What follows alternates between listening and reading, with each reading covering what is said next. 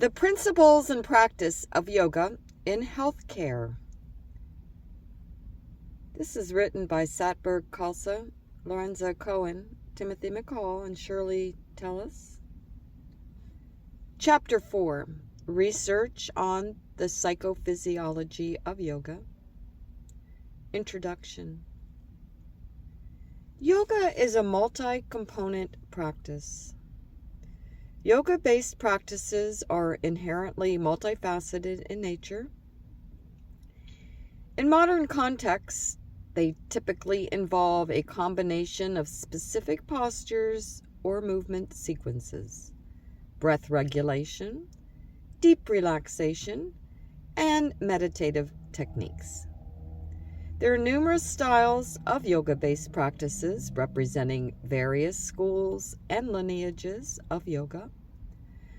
Most of them differ in terms of the relative emphasis that is put on each of the main components, as well as how these components are taught, which in turn impacts their psychophysiological effects.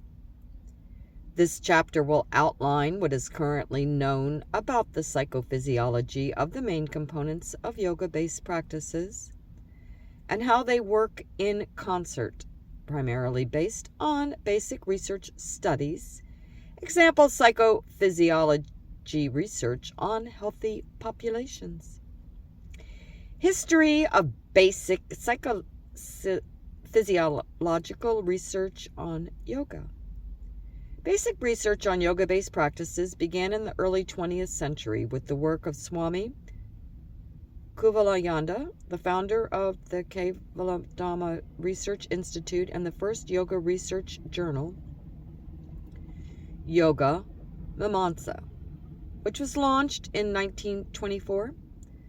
Kevalananda and his colleagues conducted dozens of studies on individual yoga practices, which were published in the journal over the next 4 decades. Many of the early studies focused on investigating the effects of individual physical or respiratory practices with the use of X-rays and measures of air pressure, O2 and CO2 levels, acid-base balance, and blood pressure.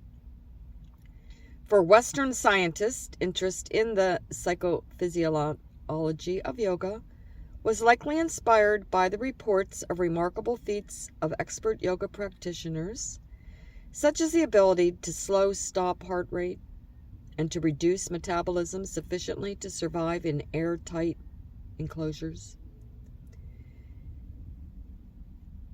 This led to observational studies and subsequent published reports in the 1950s and 60s, which affirmed the ability of these practitioners to self-regulate internal psychophysiological processes, including heart rate, respiration, metabolism, and autonomic nervous system functioning. Psychophysiology of yoga postures and movement sequences. Characteristics of yoga postures and movement sequences. Modern yoga-based practices typically have a strong emphasis on postures and movement sequences. In fact, particularly in the West, there are yoga practice styles consisting solely of posture or movement sequence that exist alongside more traditional multi-component contemplative yoga practice styles. Yoga postures and movements can range from large and overt to small and subtle, and may even include purely internal or imagined motion. Some types of practices involve dynamic and continuous physical movement with the focus of creating a flow by linking one posture to the next. Some are more static, with individual postures being held for longer periods of time, and some employ a combination of flowing movement sequences and static postures.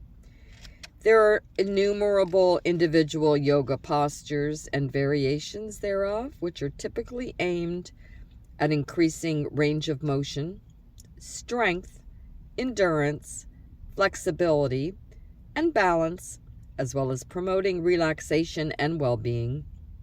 In broad terms, yoga postures can be divided into categories including standing postures, seated postures, supine postures, forward bends, backwards, lateral bends of the spine, twists, hip openers, and inversions.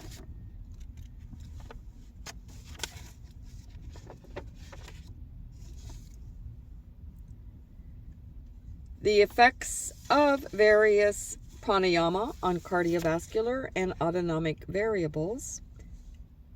Review article in the National Institute of Health. Pranayama is known since ancient times to relieve stress and stabilize autonomic function of the body. It's easy to learn, practice, and follow in our daily life. Different types of pranayama techniques were shown to produce different effects. Abstract. Cardiovascular functions are controlled by neural factors, temperature, hormones, etc. Of these neural factors primarily concern the autonomic nervous system, which plays a major role in maintaining and regulating cardiac functions. Example, blood pressure and heart rate. Pranayama is one of the most important yogic practices. There are various review articles on yoga and its effects, but through pranayama is a part of yoga, there is a lack of review articles. It's to the best of our knowledge, there is no known review article on effects on cardiovascular and autonomic variables. There has been since this. To provide a general overview about the effects of various pranayama breathing techniques, a narrative review was performed based on the available scientific literature. An electronic data search was performed in Medline PubMed database to review relevant articles using keywords such as pranayama, yogic breathing techniques, unilateral nostril breathing, alternate nostril breathing, Kapalabhati, Bhastrika, and Bhramari pranayama. All of the relevant articles published in 1988 to 6/4/2016 were included in the review. A lot's been done since then. Slow type of yogic breathing techniques are reported to produce beneficial effects on cardiovascular and autonomic variables, while fast breathing techniques do not produce such effects. There was a lack of consistency in the results of specific nostril yogic breathing techniques and the mechanisms behind the effects of various pranayama. And this review suggests that the different types of pranayama techniques produce different effects, and the mechanisms behind these were not fully understood yet.